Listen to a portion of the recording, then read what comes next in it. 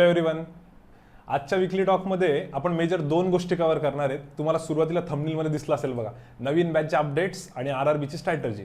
पण त्याच्या पलीकडे पण आपल्या जशा युजुअल वीकली टॉक असतो ज्याच्यात सगळ्या गोष्टी कव्हर करतो त्या सगळ्या गोष्टी पण असणारच आहे. बट स्टील मी सुरुवातीला थोडा पिक्चर क्लिअर करून देतो. या दोनच गोष्टी का बरं? कारण लास्ट वीकमध्ये भरपूर जणांचे मेसेजेस आणि कॉल्स ह्याच्याबद्दलच होते की सर नवीन बॅचचं काय, नवीन बॅचचे अपडेट्स द्या. आणि दुसरं म्हणजे आरआरबीच्या ज्या मुलांनी मॉक टेस्ट चालू केलेलं आहे त्यांना भरपूर इश्यूज येत आहेत. त्यामुळे मला असं वाटलं की आरआरबीची स्ट्रॅटर्जी आपण फक्त प्रीची बरं का, प्रीची स्ट्रॅटर्जी आपण डिस्कस करू, मेन्सची वगैरे समजा नंतर बघता येईल. सो सुरुवात करूया आपण न्यू बॅचच्या अपडेट्सपासून. आता ॲक्च्युली याच्यावरचा जो व्हिडिओ आहे तो उद्या डिटेलमध्ये असणारच आहे, पण सकाळपासून एवढे कॉल्स आणि मेसेजेस चालू आहे आणि फायनली काल लॉकडाऊन संपलं आहे औरंगाबादचं, तर आजपासून आम्हाला घराच्या बाहेर निघता आलंय. आणि एक दुसरा प्रॉब्लेम असा झाला होता की स्टुडिओमध्ये ना इंटरनेटचं कनेक्शन नव्हतं, त्यामुळे मी टेलिग्रामवरती काल मेसेज टाकला होता बघा. पण फॉर्च्युनेटली आता हे रेकॉर्डिंग स्टार्ट करायच्या आधीच इंटरनेटचं कनेक्शन येऊन गेलेलं आहे. सो उद्याचा तुमचा व्हिडिओ 100% येऊन जाईल नवीन बॅचचा. बट त्याच्या अगोदर मी थोड्याशा अपडेट्स देऊन टाकतो तुम्हाला. मागच्या पूर्ण वीकमध्ये जो लास्ट व्हिडिओ आला होता आपला नवीन बॅचचा, त्याच्यापासून आतापर्यंत भरपूर मुलांनी मेसेजेस आणि कॉल्स केले होते की सर मॉक टेस्ट सिरीज जर अवेलेबल करून देता आली तर बघा म्हणून. आणि त्याच्यातही काही जणांचं स्पेसिफिकली डिमांड होती की सर ऑलिव्हबोर्डची असेल तर जास्त बेटर होईल. ऑलिव्हबोर्डची आपण आधी पण तुम्हाला सजेस्ट केली होती बघा. आणि ऑलिव्हबोर्डची सिरीज सगळ्यात बेस्ट आहे, सांगण्याची काही म्हणजे अशी वेगळी गरज नाही आहे. कारण जेवढे मुलं सिलेक्ट झाले तुम्ही त्यांना विचारा, भरपूर जणांचा फीडबॅक त्याबद्दल पॉझिटिव्ह आहे. नो डाऊट थोडीशी डिफिकल्ट असते, त्याची प्राईसही थोडी जास्त असते, पण आपण तुमच्यासाठी तेवढं केलेलं आहे. सो मी सगळ्या डिटेल्स तुम्हाला उद्या देणार आहे. फक्त एक बेसिक आयडिया देऊन टाकतो की त्यामध्ये काय काय असणार आहे. तर बघा, टेस्ट सिरीजचं एक अवेलेबल होऊन जाईल तुमच्यासाठी ऑप्शन्स. दुसरं म्हणजे नॉन एसएसए स्टुडंटनी खूप जास्त डिमांड केली. आय गेस मला वाटतं यश सरांचा इनिक्वलिटीचा व्हिडिओ बघितला होता. यश सरांचा इनिक्वलिटीचा व्हिडिओ तुम्ही पण बघा जर बघितला नसेल तर. त्याच्यामध्ये सरांनी एक कॉन्सेप्ट घेतली होती जी भरपूर मुलं म्हणत होते की सर आत्ता लक्षात येते की ह्या चुका होतात म्हणून एक्झाममध्ये, आणि इनिक्वॅलिटी किंवा सिलॉजिझमचा असा प्रॉब्लेम आहे की ती चूक त्या मोमेंटला कळत पण नाही. सगळ्यात विचित्र ड्रॉबॅक हा आहे. तर तो व्हिडिओ बघितल्यानंतर भरपूर जणांची डिमांड होती की सर आम्हाला स्पेशल लॉजिक करायचं आहे किंवा मॅमचे व्हिडिओ झाले त्यामुळे स्पेशल इंग्लिश. कारण नॉन एसएसएचं असं म्हणणं होतं की मॅमला मी इतके दिवस फक्त वीकली टॉकमध्ये ऐकत होतो आणि आता प्रत्यक्ष त्यांची टीचिंग बघतोय. मॅडमची टीचिंगचे 3-4 व्हिडिओज टाकलेले आहेत बघा आपण. आणि काही जणांची मॅथ्सची डिमांड आहे. सो बेसिकली वन सब्जेक्टचा ऑप्शन पण आम्हाला फोर्सफुली आता अवेलेबल करून द्यावं लागेल, कारण मुलांनी खूप जास्त रिक्वेस्ट केली. आणि तुम्हाला चांगलं माहिती की ज्यावेळेस स्टुडंट एवढी रिक्वेस्ट करता तर आपण फक्त रिझल्टचा किंवा स्टुडंटचा भरपूर विचार केला आहे आजपर्यंत तरी. तो होईल तेवढा आम्ही सपोर्ट केलेला आहे. आणि मग आता या दोन गोष्टी आपल्याला परत इंट्रोड्यूस करावं लागेल, ज्या मागच्या ज्यात मी तुम्हाला प्रॉमिस नव्हतं केलं, पण मुलांची एवढी डिमांड आहे त्यामुळे आता ती आम्हाला सेटिंग त्यामध्ये प्रोव्हाइड करून द्यावं लागेल. त्यानंतर ओल्ड स्टुडंटची एक रिक्वेस्ट आहे की सर मेन एक्झामसाठीचे सेशन्स घ्या. तर मी तुम्हाला लास्ट टाइम बोललो, उद्या एकदम डिटेलमध्ये सांगेल. त्यात आम्ही ते एक ऑप्शन प्रोव्हाइड करणार आहे. मेन एक्झामसाठी तुम्ही काय करू शकता उद्याच्या व्हिडिओमध्ये सगळ्या डिटेल्स येऊन जातील. कारण आज इंटरनेटचा आत्ता जस्ट हा व्हिडिओ स्टार्ट व्हायचा आधी कनेक्शन आलेलं आहे. तर उद्या इथं मॅडमलाही बोलावं लागणार आहे, सरांनाही बोलावं लागणार आहे. आम्ही तिघही जण हा व्हिडिओ घेऊ, तुम्हाला डिटेलमध्ये सांगू सगळं.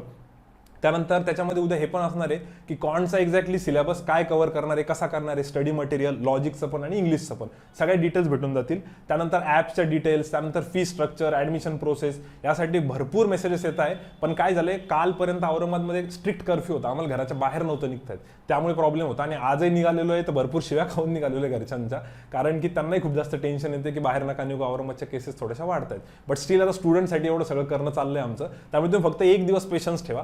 आजचा माझा हा वीकली टॉक झाला की उद्या आपण सगळ्या डिटेल्स तुम्हाला देऊन टाकू. सो अशा पद्धतीने उद्या या सगळ्या गोष्टी येऊन जातील. त्यात काही जणांचं म्हणणं होतं की सर थोडंसं लेट होतंय, थोडंसं लवकर करा. नो डाऊट आम्हाला ते समजतंय, पण त्यासाठी पूर्ण टीम आपली तयारी. टेलिग्रामवरती पण तुम्हाला सगळे डाऊट्स क्लिअर करतोय, इंडिव्हिज्युअल अटेन्शन देणं चाललंय. त्यामुळे तुम्ही सध्या त्या बाकी फॅसिलिटीजचा यूज करून घ्या. प्लस युट्यूबवरती रेकॉर्डेड सेशन्स पण टाकले जात आहे किंवा तुमचा वेळ नको जायला म्हणून. त्याच्या पलीकडे मी मागच्या वीकली टॉकमध्ये तुम्हाला डिटेलमध्ये सांगितलं होतं की बॅच स्टार्ट होईपर्यंत तुम्ही घरी काय काय करू शकता, नवीन स्टुडंट्स आणि जुन्या स्टुडंटला पण सांगितलं होतं. तर तुम्ही तो वीकली टॉक एकदा मागच्या वेळेस बघितला असेल होपफुली. कारण आता उद्याचा व्हिडिओ आल्यानंतर एक दिवस आपण ऍडमिशन प्रोसेसला देऊ आणि त्यानंतर लगेच बॅच चालू करून देऊ. तर उद्या पूर्ण डिटेल्स भेटून जातील, तुम्ही काळजी करू नका, ठीक आहे. त्यानंतर ज्यांना असं वाटतं की लेट होते त्यांना तेच की डाऊट्स क्लिअरिंग वाल्यांचं यूज करा. जर तुम्हाला डाऊट्स क्लिअरिंग वाल्यांचे नंबर्स नसतील माहिती तर मला कॉन्टॅक्ट करा, मी तुम्हाला सगळ्या सर्वांचे डाऊट्स क्लिअरिंगचे नंबर देतो, त्यांचा पुरेपूर उपयोग करून घ्या, ठीक आहे. सो ॲपबद्दलच्या मी बेसिक इन्फॉर्मेशन दिली. या व्हिडिओमध्ये सगळं डिटेल असणार आहे असं नाही, पण सकाळपासून एवढे मेसेजेस आणि कॉल्स होते की तुम्हाला एक बेसिक आयडिया देणं गरजेची होती, म्हणून मी एवढं सांगितलं, ठीक आहे. सो आता पुढे जातो, उद्याचा व्हिडिओ बघायला तुम्ही विसरू नका. देन नेक्स्ट आपला आरआरबीच्या ह्याच्याबद्दल स्ट्रॅटर्जीबद्दल डिस्कस करायचं होतं, पण त्याच्या आधी जे मुलांचे बेसिक डाऊट्स होते पूर्ण वीकमधले ते मी पटकन कव्हर करतो आणि आरआरबीच्या स्ट्रॅटर्जीवरती जातो, कारण याचंच कनेक्शन त्याच्यामध्ये असणार आहे. सो आरआरबीच्या एक्झामची सगळ्यात इम्पॉर्टंट लास्ट डेट 21 जुलै आहे. म्हणजे आज मला वाटतं 19 आहे, उद्या 20-21 दोनच दिवस बाकी आहेत. सगळ्यांना सांगितलं होतं की शक्यतो लास्ट डे पर्यंत थांबू नका. कोणाला सांगितलं होतं थांबण्यासाठी? ज्यांचं कॉलेजचे फायनल इयरला होते ते स्टुडंट्स. पण आता फायनल इयरचा रिझल्ट लागत नाही, त्यामुळे तुम्हाला नाईलाजाने तुम्ही त्या कॉम्पिटिशनमधून बाहेर जाताय. पण बाकीच्यांनी लवकरात लवकर भरा अशी रिक्वेस्ट केली होती, तरी पण अजूनही काही जणांनी भरलेला नाहीये. त्यांच्यासाठी एक रिमाइंडर म्हणून मी सांगतोय, 21 जुलै लास्ट डेट आहे, त्यामुळे लवकरात लवकर भरा. दुसरं, मुलं एक्झाम सेंटर बद्दल खूप विचारताय, सर औरंगाबाद टाकू, अमरावती टाकू का नांदेड टाकू? औरंगाबादची आम्हाला सवय झालेली आहे, पण घराच्या जवळ सध्या अमरावती आहे किंवा नांदेड आहे किंवा लाईकवाईज. तर मी त्यांना सजेस्ट केलं होतं की जे जवळचं आहे ते करण्याचा प्रयत्न करा. पण त्यातही काही जण कन्फ्युज्ड आहे की सर नंतर मग आम्हाला औरंगाबादला जायचं आहे, आमचं SBIचं पण सेंटर औरंगाबाद आहे, तर कसं करावं? तर मी तुम्हाला एक सजेस्ट करेल त्यामध्ये, आता तर ऑलमोस्ट सगळ्यांचे फॉर्म भरून झालेच असतील, पण ज्यांचे नसतील झालेले, जे अजून भरण्याच्या ह्याच्यामध्ये आहेत, शक्यतो ट्राय करा की अख्खा ग्रुपचा ग्रुप तुम्ही एका ठिकाणी भरताय, बीट औरंगाबाद, नांदेड और अमरावती. पण सगळेजणांनी जर सोबत सेम सेंटर टाकलं ना, तर तुमच्या ट्रान्सपोर्टेशनचा इश्यू थोडाफार सॉर्ट आउट होऊ शकतो. ज्यांनी पर्सनली कॉल केले होते, मेसेजेस केले होते, कॉन्टॅक्ट केला होता, त्यांना मी हेच सोल्युशन दिलं होतं. आणि आय होप की 2 दिवस बाकी आहे, जे पण आता वीकली टॉक ऐकल्यानंतर फॉर्म भरायचे ज्यांचे बाकी होते त्यांनी असं काहीतरी करा, सगळेजण सोबत राहा, म्हणजे तुम्हाला इश्यू येणार नाही. पण मला जेवढं कळतंय की जोपर्यंत सगळ्या सिच्युएशन्स नॉर्मल होत नाही तोपर्यंत एक्झाम काही घेणार नाही ते. मग ते औरंगाबादची सिच्युएशन असो, पुण्याची असो का मुंबईची असो, त्यामुळे तुम्ही त्याचं जास्त टेन्शन घेऊ नका. सेंटर मला वाटतं मग त्या पॉईंट ऑफ व्ह्यू बघितलं तर फक्त एक नामधारी असणार आहे, तुम्ही कोणते टाकलं तर एवढं काही मॅटर नाही करणार. सो नेक्स्ट पुढचं, टेलिग्रामचे लाईव्ह सेशन जे चालू आहे, त्या 2+2+2 6 तासाची डेली टेलिग्रामचे लाईव्ह सेशन चालू आहे. त्याचा तुफान फीडबॅक आहे, पण ते जुन्या मुलांना खूप जास्त कामाचे आहेत. मी परत सांगतोय, भरपूर नवीन स्टुडंट आहे जे मेसेज करतात की सर आम्हाला टेलिग्रामच्या सेशनमध्ये ऍड करा, पण तुम्हाला ते बाउन्सर जातील, कारण की ज्यांची बॅच झालेली आहे त्यांनाच ते खूप जबरदस्त कळल. आणि ज्यांना माहिती की याचा कसा यूज करून घ्यायचा, त्यांची लेवल आता अजून भरपूर वरती गेलेली आहे. सो मला एक मेन्शन करायचं होतं की नवीन स्टुडंटनी तिथे जास्त टेन्शन घेऊ नका. नवीन स्टुडंटचा आता बॅचमध्ये प्रॉपर कव्हर होईल, पण ज्यांच्या बॅचेस झालेल्या आहेत त्यांनी मात्र त्याचा पुरेपूर उपयोग करून घ्या टेलिग्रामच्या लाईव्ह सेशनचा. त्यानंतर यश सरांचा इनिक्वालिटीचा व्हिडिओ आवर्जून बघा, तो मला कंप्लीट मुद्दा मेन्शन करायचा होता, कारण मी पण ती कॉन्सेप्ट बघितली, जबरदस्त एक्सप्लेन केलेली, ती नक्की बघा. त्यानंतर ओल्ड स्टुडंट जे आहेत बँकेमध्ये, त्यांच्याशी भरपूर जण डिस्कस करताय की कसा अभ्यास करायचा काय. मी तुम्हाला म्हटलं पण होतं की त्यांचे काही कॉन्टॅक्ट्स आमच्याकडनं घेऊन जा, जे मुलं आधी ऑलरेडी सिलेक्ट झालेले आहेत बँकेमध्ये आहेत ते. तर त्यांनी आता मला हा फीडबॅक दिला की सर आम्हाला जे पण नवीन मुलं कॉन्टॅक्ट करताय त्यांचं आम्हाला असं दिसलंय की त्यांच्या अजून प्री पण कम्प्लिटली निघत नाहीये, पण मेन्सच्या मागे खूप जास्त लागलेले आहेत. तर हे बघा, तुम्ही वीकली टॉक जर रेग्युलरली नीट फॉलो करत असेल तर तुम्हाला मी खूप क्लिअर सांगितलं होतं की ज्यांना कॉन्फिडन्स आहे की प्री निघते त्यांनी मेन्सच्या मागे पळा, आणि ज्यांचे अजून प्रीचे थोडेसे वांदे असतील त्यांनी काय काय करायचे सगळं मागच्या सगळ्या वीकली टॉकमध्ये एक्सप्लेन केलेलं आहे. त्यामुळे ही चूक करू नका. ज्यांचं असं आहे की प्रीला अजूनही 35-40 मार्क येत आणि तरी तुम्ही मेन्सच्या मागे लागताय, कारण होतं काय, मग मेन्समध्ये पण स्कोर येत नाही आणि तुम्हाला अजून एक्स्ट्रा प्रेशर येत आहे. सो हा पॉईंट एकदम क्लिअर करा. मला बऱ्याच बँकेतल्या स्टुडंटनी सांगितलं की सर तुम्ही आमचे नंबर्स देता, ते आमच्याशी कॉन्टॅक्टही करता, पण त्यांच्याशी बोलून आम्हाला असं कळतं की त्यांच्या अजून प्रीचीच पूर्ण तयारी नाही. त्यामुळे हा पॉईंट एकदम क्लिअर ठेवा. मागच्या सगळ्या वीकली टॉक्समध्ये मी एकदम क्लिअरली मेन्शन केलेले आहे. तुम्ही जर रेग्युलरली वीकली टॉक ऐकले तर मला वाटतं तुम्हाला सगळे पॉईंट्स क्लिअर असतील. त्यानंतर बरेच जणांचा पेड पॅकचा इश्यू होता की सर आम्ही जे काय XYZ पॅक आम्ही परचेस केलेला आहे त्या पेड पॅकमध्ये असं होतंय की मॉक टेस्ट सिरीज आमच्या सगळ्या आत्ताच जात आहे. मी मागच्याही वीकली टॉकला बोललो, आताही परत सांगतो, तुम्ही सध्या काय करा, जे काय फ्री सोर्सेस अवेलेबल आहे, तुम्ही जर आपलं SSCचं टेलिग्राम चॅनल बघितलं, आम्ही मध्ये तुम्हाला सांगतो की आज ग्रेडअपची फ्री टेस्ट आहे, आज ऑलिवूडची फ्री टेस्ट आहे, आज अड्डाची फ्री टेस्ट आहे किंवा प्रॅक्टिस मॉकची फ्री टेस्ट आहे. तर या फ्री सोर्सेसला जास्तीत जास्त यूज करा, कारण ऑल इंडिया लेवलवरती घेता येते, त्यामुळे तुम्हाला कॉम्पिटिशन पण लक्षात येईल. आणि ज्यावेळी एक्झामची डेट येईल किंवा एक 15-20 दिवसांचा गॅप राहील त्यावेळेस तुम्ही तुमचे पेड सोर्सेस यूज करू शकता, कारण जर ते लिमिटेड असतील मेन एक्झाम्स तर.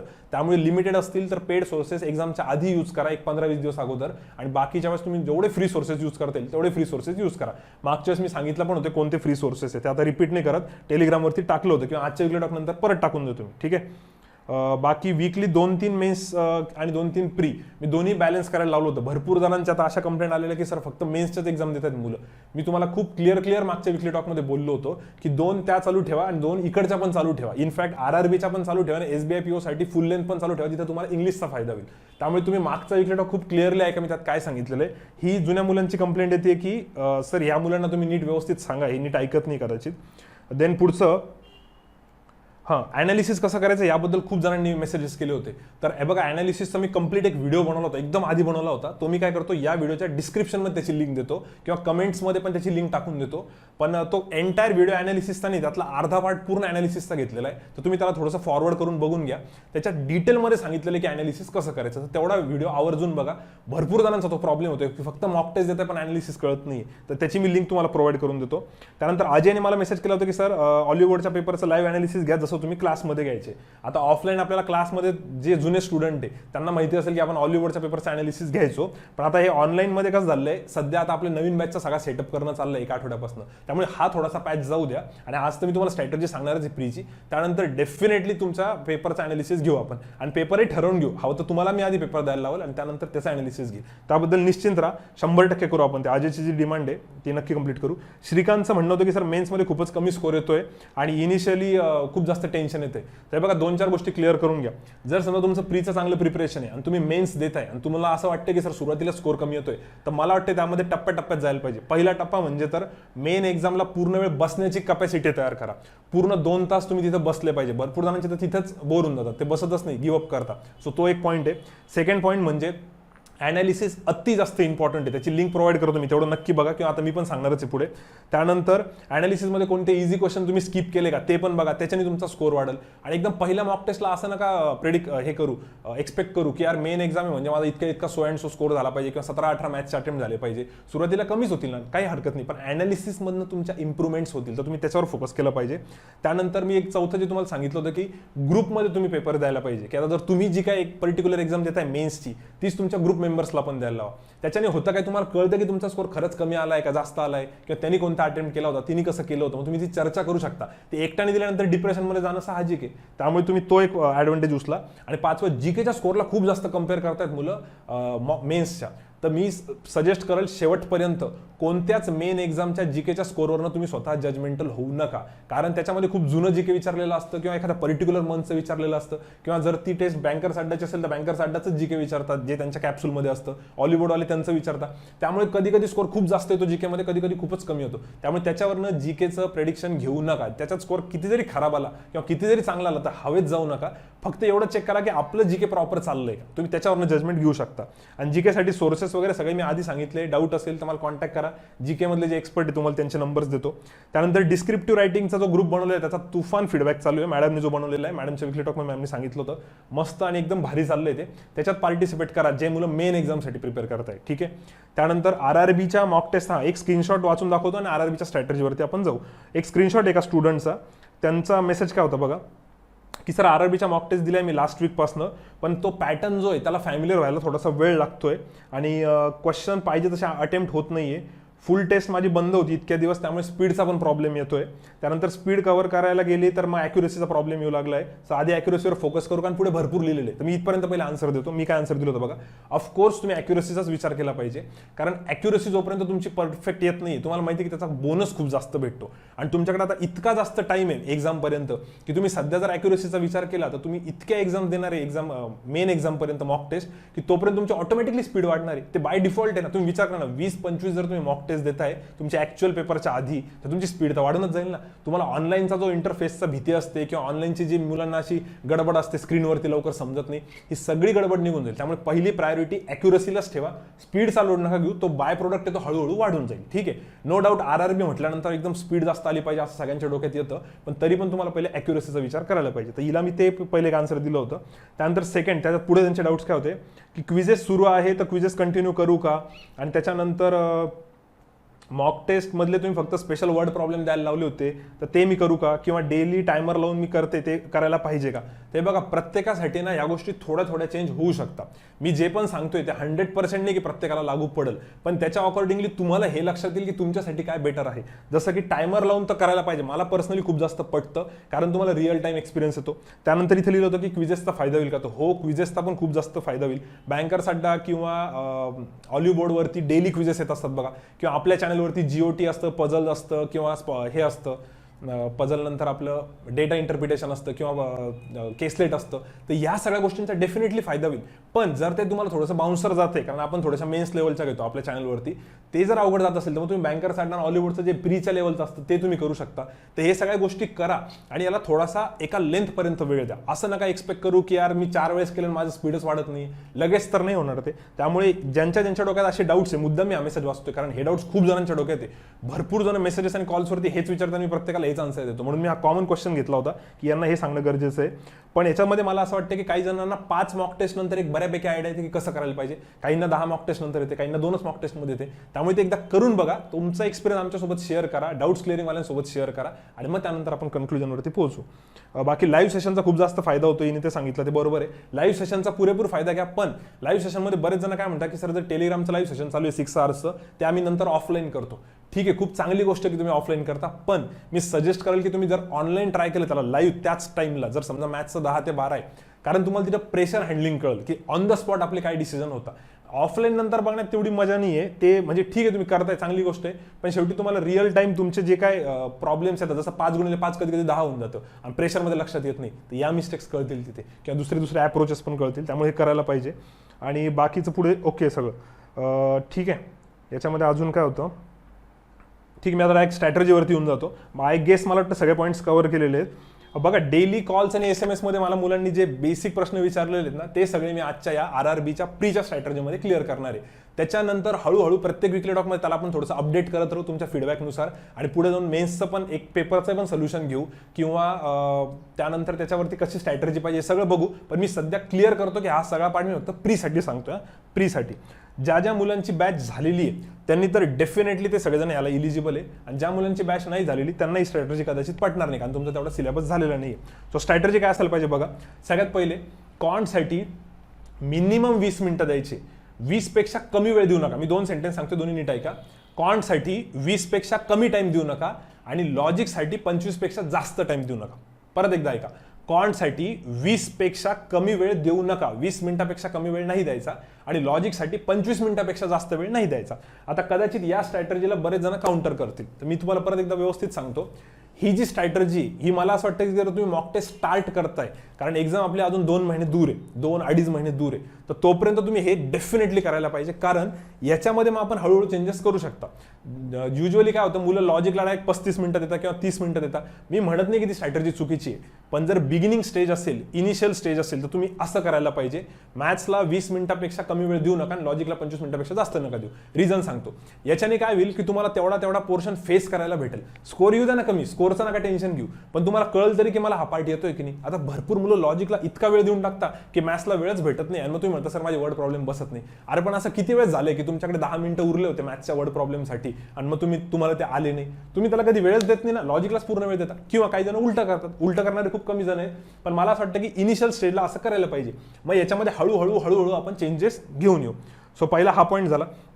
त्याच्यानंतर मुलांचा फेमस एक प्रॉब्लेम होता, तो म्हणजे सर कॉन्ट आधी घ्यायचं का लॉजिक आधी घ्यायचं. मला असं वाटतं की तुमची जी पण स्ट्रेंथ आहे त्या स्ट्रेंथपासून तुम्ही स्टार्ट करायला पाहिजे. जर तुमची कॉन्ट स्ट्रेंथ असेल तर कॉन्टपासून स्टार्ट करा, लॉजिक स्ट्रेंथ असेल तर लॉजिकपासून करा. 90% मुलं मला वाटतं लॉजिकपासून चालू करतील, कारण खूप जणांना लॉजिक आवडतं करायला सुरुवातीला. बिंदास करा, काय प्रॉब्लेम नाही. माझं पर्सनल एक्झाम्पल घ्यायचं झालं तर मी तर ऑब्व्हियसली मॅथ्सपासून चालू करतो, पण तसं तुम्ही तुमच्या हिशोबाने चालू करा. पण जर मी स्टुडंट पॉईंट ऑफ व्ह्यू विचार केला, मला जर पेपर क्रॅक करायचा आहे आणि मी कॉन्टपासून चालू करतोय, तर मी 2, 3, 4 मॉक टेस्टला करून बघेल, पण एखाद्या मॉक टेस्टला मी लॉजिक पण पहिले घेऊन बघेल. हे सगळे एक्सपेरिमेंट कळेल, आणि मग त्या एक्सपेरिमेंट नंतर मी जजमेंट घेईल की हा असं स्टार्ट केल्यानंतर असं होतंय, असं स्टार्ट केल्यावर असं येतंय, किंवा 1-2 स्टुडंट सोबत इंटरॅक्ट करेल, 1-2 टीचर सोबत इंटरॅक्ट करेल की सर मी असं केल्यानंतर अशी स्ट्रॅटर्जी येते. कारण RRB is all about speed, हे सगळ्यांना माहिती आहे, पण त्याचे कट ऑफ खूप जास्त वरती जातात, आणि ते कट ऑफ क्रॅक म्हणजे तुम्हाला येत नाही अशातला प्रश्न नाही, तुम्हाला सगळं येतं. जर नीट बघितलं ना, 80च्या 80 क्वेश्चन्स तुम्हाला जमतात, पण त्या 80 पैकी तुम्हाला मॅक्झिमम क्वेश्चन त्या मोमेंटला जमायला पाहिजे. त्यासाठी मला वाटतं स्ट्रॅटर्जी चेंज करायला पाहिजे. सो पहिले 2 पॉईंट क्लिअर केले मी. कॉन्टला 20 पेक्षा सुरुवातीला बरं का काही दिवस पहिले 3-4 टेस्टला तरी असं करा. कॉन्टला 20 पेक्षा कमी वेळ, कमीत कमी 20 मिनिटं द्या, 20 पेक्षा कमी वेळ पकडायचा नाही, आणि लॉजिकसाठी 25 पेक्षा जास्त वेळ द्यायचा नाही. ठीक आहे. बाकी मध्ये मग तुम्ही कसंही करा, 21, 22, 23, 24 कसंही केलं तरी चालतं. त्यानंतर कॉन्ट आणि LR पासून कोणतं स्टार्ट करायचं, तर मी असं अज्युम करतो की मॅक्झिमम जण लॉजिक स्टार्ट करतील. सो लॉजिक पासून स्टार्ट करू. आज जर तुम्ही लॉजिक स्टार्ट करताय तर लॉजिकमध्ये मला असं वाटतंय की सुरुवातीला असे क्वेश्चन्स पकडायचे सेट की ज्याच्यापासून तुमचा कॉन्फिडन्स खूप वाढेल.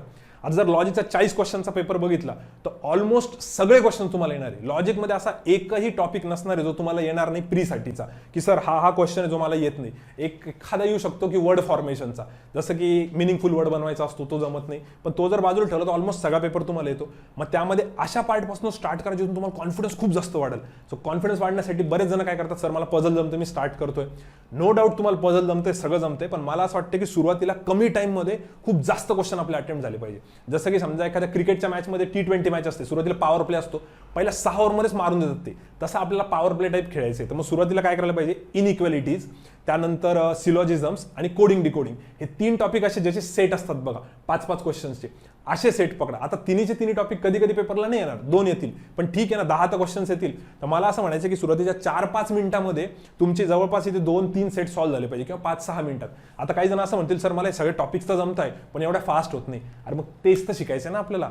तुम्हाला अख्खा आरआरबीचा पेपर इतका सोपा असतो की तुम्हाला सगळा पेपर येणार आहे, पण तो फास्ट येण्यासाठी तुम्हाला खूप 30 प्रॅक्टिस करावं लागणार आहे. त्यासाठी टेलिग्रामवरचे जे लाईव्ह सेशन मुलं कावर अटेंड करतात, तुम्हाला हे कधी विचार केला की जे पण मुलं टेलिग्रामवर लाईव्ह सेशनला असतात असं आहे का की त्यांना येत नाही टॉपिक्स? अरे त्यांना सगळं जमतंय, पण ते फास्ट करण्यासाठी तिथं लाईव्ह अटेंड करतात. म्हणून ज्यांनाही असं वाटतं की सर मला इनिक्वालिटी येतं, सिलॉजिझम्स येतं, कोडिंग डिकोडिंग येतं, तर तुमचे एक 6-7 मिनिटांमध्ये 15-16 क्वेश्चन्स या तिन्ही टॉपिकचे होत आहेत का बघा. नसेल होत तर त्याला घासा किती पण आणि तिथपर्यंत घेऊन या. कारण ते जर तुमचे विचार करा ना, 6-7 मिनिटांमध्ये तुमचे 15-16 क्वेश्चन झाले तर कॉन्फिडन्स किती वरती येईल. आणि त्याच्यानंतर जर तुम्ही पझल घेतलं तर पझलसाठी तुम्ही एकदम रिलॅक्स असणार की यार माझे 15 क्वेश्चन अटेम्प्ट झालेले, भरपूर मी असा पॉवर प्ले चांगला हिट केलेला आहे, मग तिथे तुम्ही आरामात जाऊ शकता.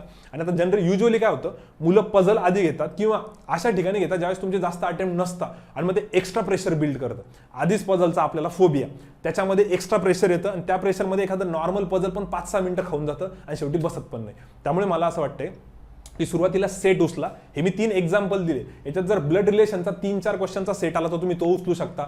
डायरेक्शन सेन्सचा 3-4चा सेट आला तर, एवढा येत नाही जनरली, आला तर तो उचलू शकता. बेसिकली मला सेट सांगायचे, ठीक आहे, तर तुम्ही असा एखादा सेट उचला. हा झाला सुरुवातीचा पार्ट. त्याच्यानंतर जेव्हा तुम्ही पझल स्टार्ट करणार आहे, आता पझल्समध्ये पण कसं होऊन जातं बऱ्याच मुलांचं, त्या मोमेंटला ज्यावेळेस तुम्ही 40व्या क्वेश्चनपर्यंत पोहोचता इझी पार्ट करून, तर तिथे जे कोणतं पझल अवेलेबल असेल तिथून स्टार्ट करून देतात. तर तसं नका करू.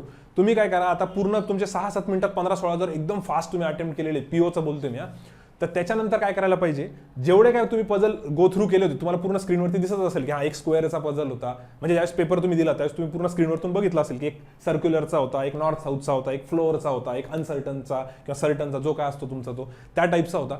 तर त्याच्यामध्ये तुमचा जो फेवरेट पार्ट आहे, ज्याला तुम्ही जास्त कम्फर्टेबल आहे, त्याच्यापासून स्टार्ट करण्याचा ट्राय करा.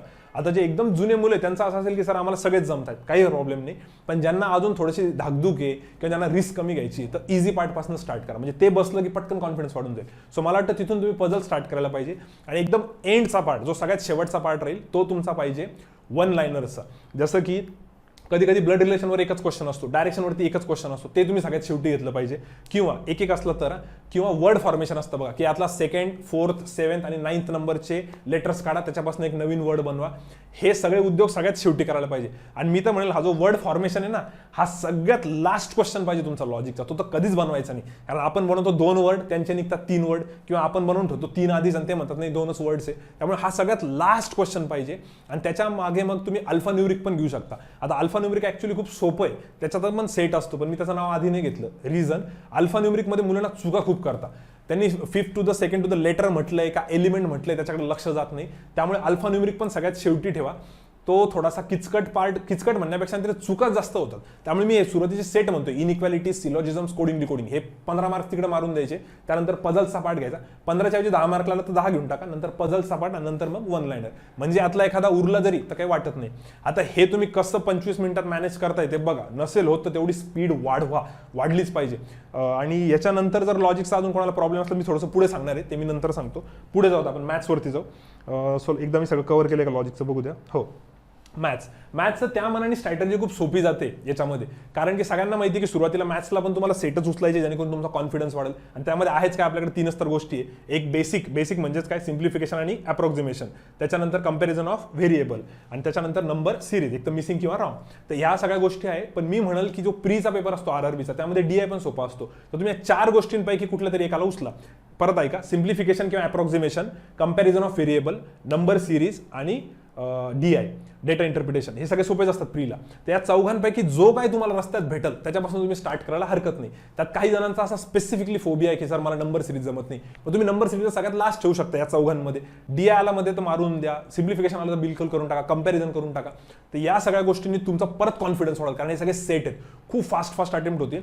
आणि याच्यानंतर मग वर्ड प्रॉब्लेमकडे जायला पाहिजे. आता बऱ्याच वेळेस काय होतं, लाईव्ह सेशनमध्ये एवढी आपली प्रॅक्टिस चालू आहे वर्ड प्रॉब्लेमची, किंवा भरपूर जण एक टॉपिक प्रिपेअर करतात, त्यानंतर त्यांना असं वाटतं की सर पहिला क्वेश्चन मी टाइम अँड वर्कचा बघितला, चला आपल्याला जमतोय का बघू, तुम्ही क्वेश्चन वाचता, अर्धवट वाचला, थोडासा सॉल्व्ह केला, नंतर वाटतं नको नको नाही जमते पुढे जाऊ, तर वाचूच नका. एक सेकंड पण वाया नका घालू वर्ड प्रॉब्लेममध्ये, बघायचंच नाही. मी असं म्हणत नाही की तुम्हाला वर्ड प्रॉब्लेम येत नाही किंवा वर्ड प्रॉब्लेम खूप अवघड असतात. तिथे वर्ड प्रॉब्लेम डेफिनेटली सोपे असतात, पण सुरुवातीला सेट उचला, पॉवर प्लेचा विचार करा. मॅथ्समध्ये पण सिम्प्लिफिकेशन, नंबर सिरीज, कंपॅरिझन आणि DI याच्यापासून चालू करा. बल्कमध्ये आपण मार्क्स घेऊन टाकू आणि नंतर वर्ड प्रॉब्लेमवर जाऊ शकता. आणि नंतर वर्ड प्रॉब्लेमवर जायला रिग्रेट नाही राहत, कारण हा सगळा इझी पार्ट आपण आधी बघितलेला असतो. तिकडनं आयडिया आलेली असते आपल्याला किती जमतंय किती नाही जमते. आणि ज्यावेळेस तुम्ही वर्ड प्रॉब्लेम घेताय त्याच्यातही जे टॉपिक्स तुम्हाला खूप जास्त बेटर जमतात, लाईक कोणाला पार्टनरशिपचा कोणता क्वेश्चन दिला तर येतो, काहींना टाइम अँड वर्कचा जमतो, तर टॉपिक वाईज जरी गेले तरी जमल. आणि ज्यांचं सगळेच टॉपिक्स ॲव्हरेज आहे त्यांनी मग 1-on-1 क्वेश्चन वाईज जा, पण क्वेश्चन खूप केअरफुली वाचायचं. जनरली असं होतं की सर शेवटी 4 मिनिटं बाकी आहे आणि तुमचे कॅल्क्युलेशन असे असतं की आता 4 मिनिट बाकी म्हणजे 4 वर्ड प्रॉब्लेम तर आले पाहिजे. मग पहिला घेतात, अर्धवट सॉल्व्ह होतो की हानी जमते, जाऊ दे पुढचा घेऊ, परत पुढचा, धड एकही सॉल्व्ह होत नाही, सगळे अर्धे सॉल्व्ह होतात. तर अशा वेळेस काय करायला पाहिजे, एकच क्वेश्चन नीट पकडायचा, शांततेत बघून घ्यायचा, त्याला टॅकल करा, मग पुढचा. असं तिथं प्री डिटरमाइंड नाही व्हायचं की यार 4 मिनिटं म्हणजे 4च क्वेश्चन झाले पाहिजे, याच्याने एक्स्ट्रा प्रेशर बिल्ड होतो. पण आता बऱ्याच जणांचं असं म्हणणं असेल की सर आम्ही वर्ड प्रॉब्लेम पर्यंत तर पोहोचतच नाही, पण जो ऍक्च्युअल पेपर असतो तो याच्यापेक्षा खूप सोपा असतो. त्यावेळेस तर तुम्ही तिथं पोहोचणार आहे ना. मग तिथं गेल्यानंतर असं होतं की कधी प्रॅक्टिसच नाही केली. मग त्यासाठी 2 गोष्टी सांगणार आहे मी, या दोन्ही गोष्टी नीट ऐका.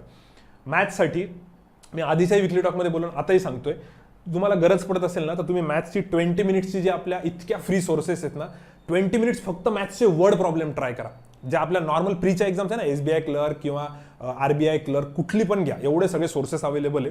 त्याच्यातल्या फ्रीवाली मॉक टेस्ट ओपन करायची आणि 20 मिनिटं फक्त मॅथ्सचे वर्ड प्रॉब्लेम करायचे, की बघा त्या 20 मिनिटात तुम्हाला 10, 8, 7, 11, 12 किती वर्ड प्रॉब्लेम जमतात, किती त्यांनी प्रोव्हाइड केले. युजली 10 तर असतात, एखाद्याच्यामध्ये 15 पण असतात.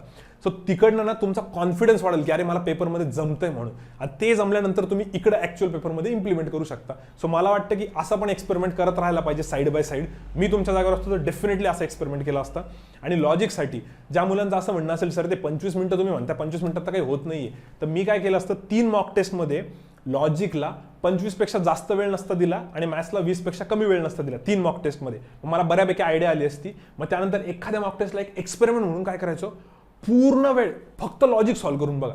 ज्यांना असं वाटतं की सर 40 पैकी 40 मला येत आहेत का, माझ्याकडे वेळ नसतो कधी, तर पूर्ण 45 मिनिट एक एक्सपेरिमेंट करा आणि अख्खा लॉजिकचा पेपर सॉल्व्ह करा आणि बघा तुमची ॲक्युरसी येते का. तिथं पण तुम्हाला रिअलाइज होईल की यार काही ठिकाणी आपण घाई करतोय, मग थोडा सिरियसनेस वाढतो. तर असे एक्सपेरिमेंट करायला पाहिजे. मॅथ्सचं पण इनफॅक्ट मी म्हणेल, बरेच जण कंप्लेंट करतात की सर मी DI पर्यंत पोहोचतच नाही, वर्ड प्रॉब्लेम पर्यंत पोहोचतच नाही, किंवा कधी कधी तर POला क्वांटिटी 1 क्वांटिटी 2 पण येतं, हे काय असतं मला माहित नाही. मग अशा केसेसमध्ये माझं म्हणणं आहे पूर्ण 45 मिनिटं तुम्ही एखादा पेपरला मॅथ्सचा देऊन बघा की आपल्याला किती जमतंय. मग तुम्हाला नंतर रिअलाइज होईल की अरे यार मला यातला हा पार्ट जमत होता, हा पण जमत होता, पण मी कधी इथपर्यंत येतच नाही कारण मी बाकी गोष्टींमध्ये वेळ घालवतो. मग त्या हिशोबाने तुम्हाला खूप जास्त टाइम मॅनेजमेंट करायला जमेल. सो अशा स्ट्रॅटेजीज आपण चेंज करू शकतो. यासाठी अजित सर, ओम सर, विपुल सर, तुम्ही सगळ्यांसोबत कॉन्टॅक्ट करा, डाऊट्स क्लिअरिंग वाल्यांसोबत. त्यांचे एक्सपिरियन्स तगडे जे बँकेत सिलेक्ट झालेले त्यांच्याशी याच्याबद्दल चर्चा करा, तर तुम्हाला याचा फायदा होईल. कारण भरपूर जण मला स्कोर कार्ड पाठवत आहे पण सेम स्ट्रॅटेजी जास्त काही एक्सपेरिमेंट करत नाही त्यामध्ये. तर एक्सपेरिमेंट झाले पाहिजे. 3 तरी ॲटलीस्ट बेसिक पेपर द्या, त्यानंतर एक्सपेरिमेंट करून बघा. त्याच्यात अजून काही बाकी एकदा मला बघू द्या. बेसिक सिम्प्लिफिकेशन, नंबर सिरीज सांगितलं मी. हां, याच्यामध्ये असं होऊ शकतं की कधी कधी तुम्ही सिम्प्लिफिकेशन करताना एखाद्या क्वेश्चनमध्ये अडकले. बरेच जण असं करतात की 4 क्वेश्चन जे सिम्प्लिफिकेशनचे 2च मिनिटात सॉल्व्ह करतात आणि पूर्ण वेळ एका क्वेश्चनमध्ये इन्व्हेस्ट करून टाकता पुढच्या. तर तसं नका करू. एक्सेप्ट करून घ्यायचं, त्या मोमेंटला प्रेशरमध्ये नसेल जमत ना सोडून द्या. सिम्प्लिफिकेशनचा असो, एखादा DIचा असो किंवा एखादी रॉंग नंबर सिरीज असो, त्या मोमेंटला सोडून द्यायचं आणि पेपरच्या शेवटी ट्राय करायचं. शेवटी बऱ्याच वेळेस जमून जातं. तर हा एक प्रॉब्लेम मी ऑब्झर्व केलाय. बऱ्याच जणांनी अनालिसिसचे स्कोर कार्ड पाठवले होते ना, त्यात एका क्वेश्चनमध्ये खूप जास्त वेळ घालवलेला त्यांनी आणि बाकीचे क्वेश्चन पटापटा केलेले. तसं नाही झालं पाहिजे. बाकी डीप अनालिसिस करायला पाहिजे. अनालिसिससाठी मी परत सांगतोय की या व्हिडिओनंतर मी डिस्क्रिप्शनमध्ये तुम्हाला एक लिंक पाठवतो आधीच्या व्हिडिओची, आधीच्या एका विकली टॉकची, ज्यात मी पूर्ण एक्सप्लेन केलेलं आहे, किंवा कमेंट बॉक्समध्ये पण टाकून देतो. ठीक आहे. आणि वर्ड प्रॉब्लेमचं मी मुद्दाम एक्सप्लेन केलं कारण त्याच्याने तुम्हाला कळलं की जजमेंट येईल की बाबा आपल्याला किती जमतंय किती नाही जमत आहे. आता कसे जुने मुलं असेल की क्वेश्चन बघितला की सांगून देतं की आम्हाला जमणार आहे किंवा नाही जमणार आहे. तेवढी प्रॅक्टिस तुमची झाली पाहिजे. RRBला तुम्ही हा विचार ना करू की सर मला हे सगळं येतं सगळ्या जगाला आहे, ते फास्ट येतंय का ते जमलं पाहिजे. त्यासाठी आपल्याला एवढी मेहनत घ्यायची आहे. सो RRBच्या मॉक टेस्टचा याचा असं होतं स्ट्रॅटर्जी. आता याच्यामध्ये ॲनालिसिसमध्ये 2 गोष्टी नीट व्यवस्थित परत एकदा ऐका, खूप इम्पॉर्टंट या दोन्ही गोष्टी. पहिली गोष्ट म्हणजे तुमची 100% ॲक्युरसी आहे का आरआरबीच्या पेपरला. कारण आरआरबीचा जर क्लेरिकलचा कट ऑफ बघितला तर 68-69 जातो. कट ऑफ बद्दल मी पुढच्या काही विकली टॉकमध्ये स्पेशल सांगेल किंवा एक्झामच्या आधी सांगेल, कारण की नॉर्मलाइज कसं होतं हे खूप जास्त मॅटर करतं. प्लस स्लॉट वाईज पण कट ऑफ चेंज होत राहतं, तर स्लॉटमध्ये पण डिपेंड करतं की लेवल ऑफ डिफिकल्टी कशी, त्यामुळे त्याच्यावरती मी नंतर जाईल. पण एक जनरल आपल्याला माहिती की क्लेरिकलचा कट ऑफ खूप वरती जातो. तर इथं तुमचा आता काही जणांचा असं होईल की सर मी 80 अटेम्प्ट केले पाहिजे का, किंवा 72 अटेम्प्ट कसे करू, माझ्याकडनं होत नाही. मी म्हणाल तुम्ही 68 जरी अटेम्प्ट केले तरी तुमचा पेपर निघेल, पण सगळे राईट पाहिजे. म्हणजे 68 चे तुम्हाला बरोबर 71-72 स्कोर येऊ शकतो. आणि जर पीओचं बघितलं तर अराउंड 55 जरी अटेम्प्ट केले तरी तुम्ही 58, 59, 60 मार्क आणू शकता, ॲडव्हान्टेज घेऊ शकता ॲक्युरसीचा. त्यामुळे काही जणांचं असं होईल की सर माझ्याकडनं नाहीच वाढत आहे पुढे. ठीक आहे ना, जर तुमचा नाहीच अटेम्प्ट वाढत आहे तर तुम्ही जेवढं आहे तेवढे तर राईट टिक करा, त्याच्याने पण तुमचा कट ऑफ निघू शकतो ना. तर मागच्या वेळेस काही असे एक्झाम्पल होते ज्यांनी लॉजिक 40 पैकी 40 मारलं आणि मॅथ्सचे फक्त 15 अटेम्प्ट केले. सो 40 आणि 15 55, आणि त्या 15वर त्यांना थोडासा बोनस भेटला, 56-57 कट ऑफ निघून गेला. तर असं पण होतं ना. रादर तुम्ही दोन्ही ठिकाणी ट्राय करण्यापेक्षा पण या स्ट्रॅटेजीज आपण हळूहळू पुढे डिस्कस करू शकतो. आधी मी जे बोललेलो आहे ना तेवढं मात्र तुम्ही फॉलो करा. सो माझा पहिला पॉईंट होता ॲक्युरसीचा.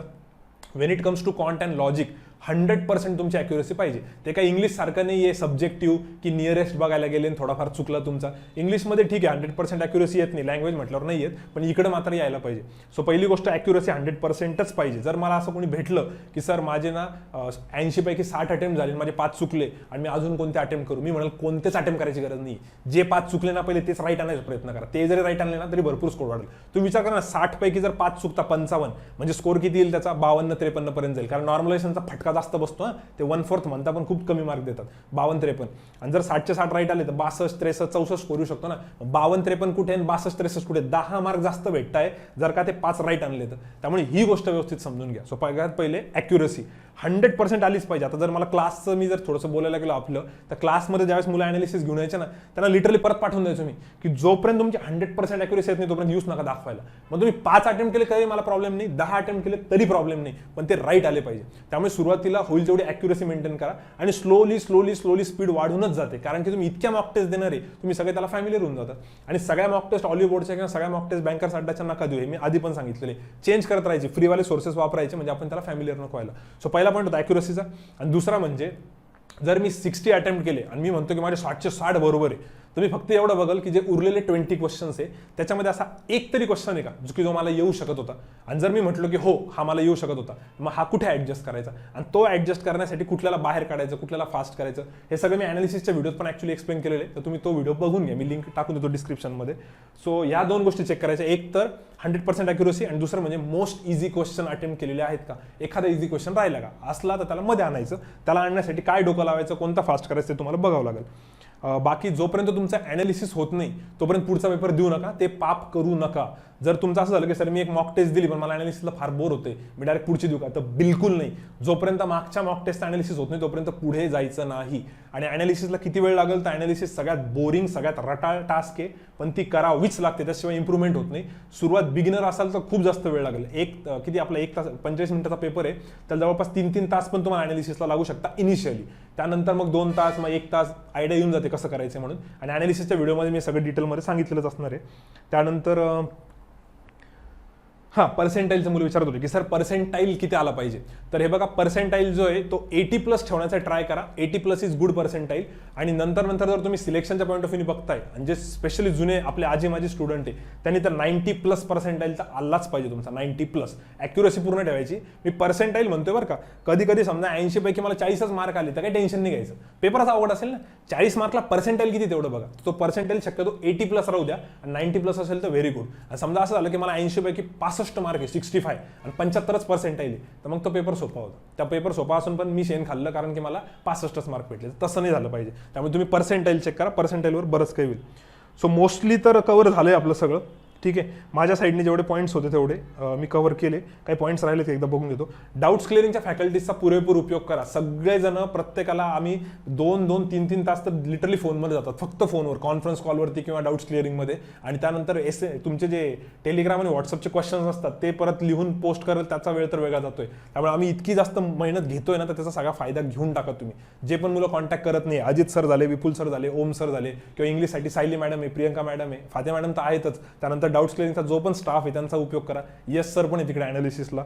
जे मुलं लाईव्ह सेशनला नाही त्यांनी लाईव्ह सेशनला या, त्याचा फायदा करून घ्या. त्यानंतर इंग्लिशच्या क्विजेसला आम्हाला खूप सपोर्ट भेटतोय स्टुडंट्सचा. नीरज साळवे आणि अक्षय हे क्विजेस बनवून टाकतायत आपला जो ग्रुप आहे ना टेलिग्रामचा. त्यानंतर मृणालिनी तर बनवतोच आहे, अभिषेक आणि टीम पण आहे, कल्पना आहे, भरपूर जणांचे मी आधी पण नाव घेतलं होतं. खरं त्यांना ॲप्रिशिएट करायला पाहिजे, या सगळ्यांमुळे खूप जास्त फायदा होतोय.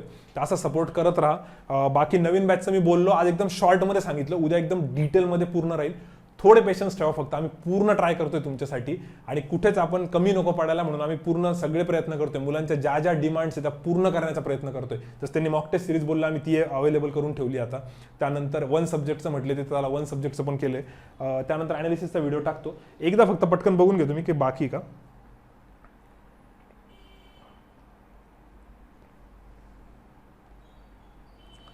आय होप सगळ्या पॉईंट्स तर केलेत मी क्लिअर.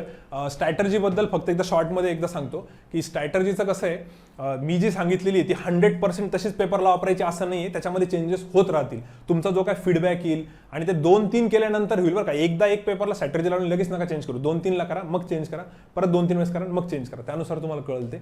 सो बाकी तुम्ही मला इंडिव्हिज्युअली पर्सनली विचारू शकता. उद्या आम्ही नवीन बॅचच्या सगळ्या डिटेल्स प्रोव्हाइड करतो तुम्हाला आणि जुन्या मुलांचं जे मेन्सची डिमांड होती की मेन्ससाठी सेशन ते पण सगळं उद्याच्या ह्याच्यामध्ये सांगून देतो. ठीक आहे, चलो will stop here. Thank you so much.